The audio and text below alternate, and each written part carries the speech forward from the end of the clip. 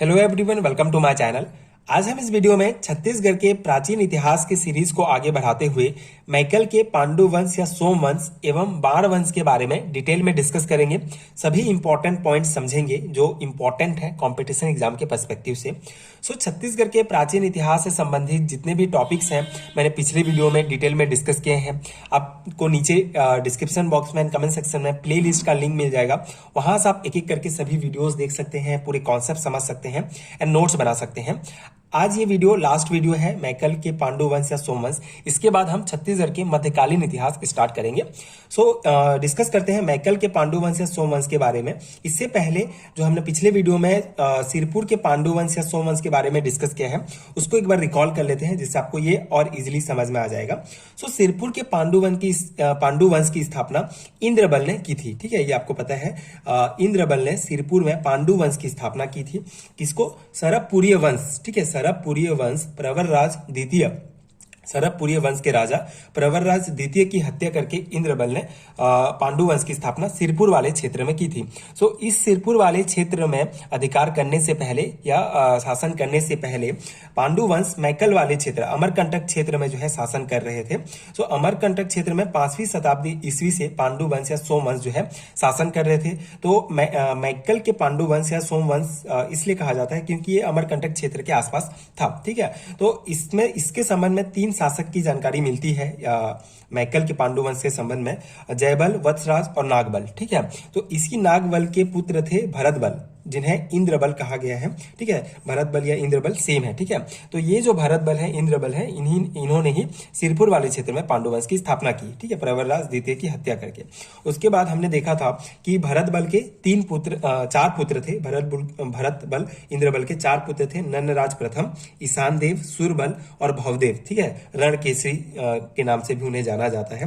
तो 4 पुत्र थे। सूरबल, ठीक है, तो भरतबल के पुत्र सूरबल और भी 3 पुत्र थे। तो ये सूरबल के बारे में जानकारी मल्हार ताम्रपत्र से मिलती है। ठीक है, सूरबल के बेसिकली ये कहा जाता है, मतलब ऐसा हिस्ट्री है कि पहले सूरबल ने पहले जो सरबपुरी वंश था उसके ऊपर आक्रमण किया था, लेकिन सरबपुरी वंश ने सूरबल को हरा दिया था। ठीक है, सरबपुरी वंश राजा ने सूरबल को हरा दिया था। तो सूरबल अपने पुत्र का बदला लेने के लिए ही भरतबल ने जो है सरबपुरी वंश में सामंत के रूप में कार्य किया और अपना मतलब विश्वास पात्र बना। उसके बाद फिर उन्होंने जो है प्रवरराज द्वितीय की हत्या कर दी और वहां पे स्थापना की। ठीक है, तो अपने पुत्र सूरबल का बदला लेने के लिए भरतबल ने प्रवरराज द्वितीय की हत्या की या फिर वहां पे पांडु वंश की स्थापना की। ठीक है, ये कुछ कॉन्सेप्ट है जो आपको ध्यान रखना है। ठीक है, तो मैकल के पांडु वंश या सोम वंश से रिलेटेड आपको इतना ही पॉइंट ध्यान रखना है कि जयबल, वत्सराज और नागबल 3 शासक के बारे में जानकारी मिलती है मैकल के पांडु वंश से रिलेटेड।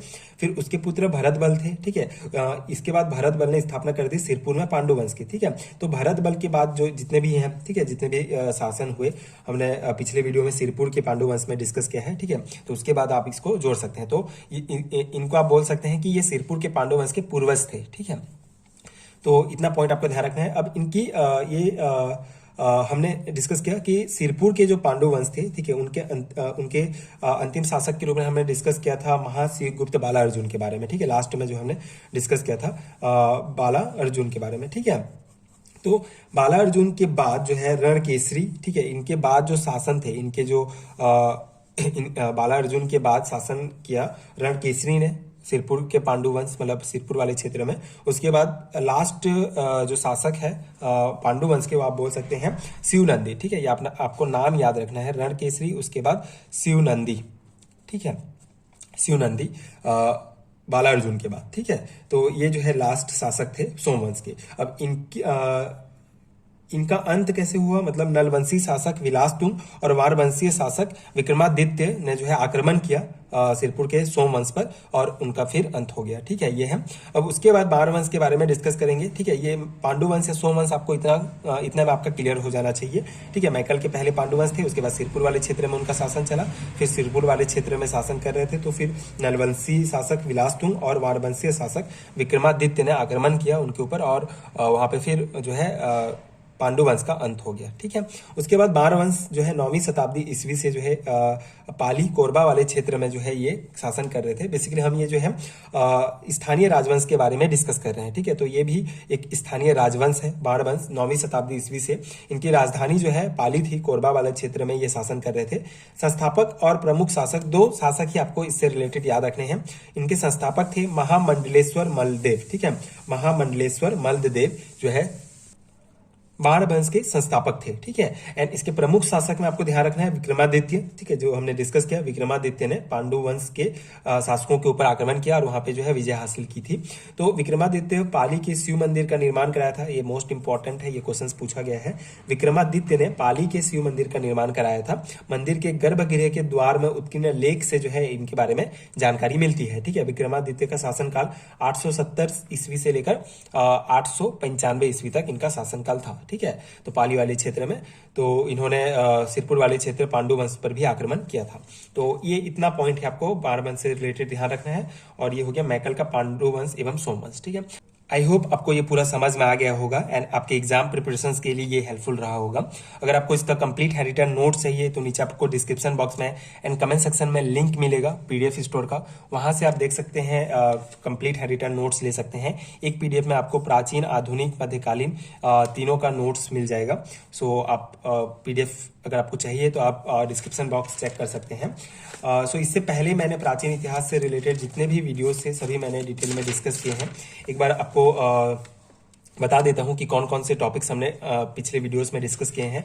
आप जो है क्रम से पूरे वीडियोस देख सकते हैं, जिससे आपको बहुत अच्छे से प्राचीन इतिहास छत्तीसगढ़ का समझ में आ जाएगा। सो प्राचीन इतिहास में हमने पाषाण काल, वैदिक काल, रामायण, महाभारत काल, महाजनपद काल, मौर्य काल, सातवाहन काल, कुषाण वंश, मेघ वंश, वाकाटक काल, गुप्त काल, राजश्री तुल्य वंश, नल वंश, सरबपुरी वंश, पांडु वंश, बाण वंश और सोमवंशीय वंश। ठीक है, प्राचीन इतिहास से संबंधित इतने टॉपिक हमने पिछले वीडियो में डिटेल में डिस्कस किए हैं। आप एक एक करके वीडियो देख सकते हैं।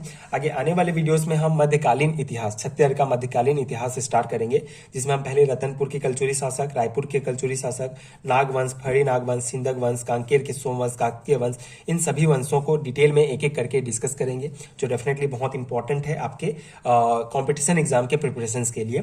उसके बाद हम आधुनिक इतिहास स्टार्ट करेंगे छत्तीसगढ़ का, जिसमें ये सभी टॉपिक्स एक एक करके समझेंगे। ठीक है, सो इस प्रकार छत्तीसगढ़ के इतिहास जो है कंप्लीट हो जाएगा। अगर आपको इसका नोट चाहिए तो आपको नीचे डिस्क्रिप्शन बॉक्स में लिंक मिल जाएगा, जैसे कि मैंने बताया, आप वहां से डाउनलोड कर सकते हैं। ये जितने भी टॉपिक्स देख रहे हैं सभी का आपको डिटेल में नोट्स मिलेगा। इस प्रकार से, जिस प्रकार से मैंने एक एक वीडियो में जो समझाया है, जो नोट्स को आप जो है उसको आपको बनाने की जरूरत नहीं है। आप जो है पीडीएफ लेके डायरेक्ट वहां से पढ़ सकते हैं। डेफिनेटली आपके लिए काफी हेल्पफुल होगा। इस प्रकार के नोट्स हैं, हर एक इंपॉर्टेंट पॉइंट्स को ही यहाँ पे जो है कवर किया गया है। डेफिनेटली आपके लिए बहुत हेल्पफुल होगा। तो आपको नोट्स चाहिए तो आप ले सकते हैं। एंड आगे की वीडियोस देखने के लिए प्लीज चैनल के साथ जुड़े रहिए। प्लीज सपोर्ट कीजिए, like and subscribe to my channel and thank you so much for watching.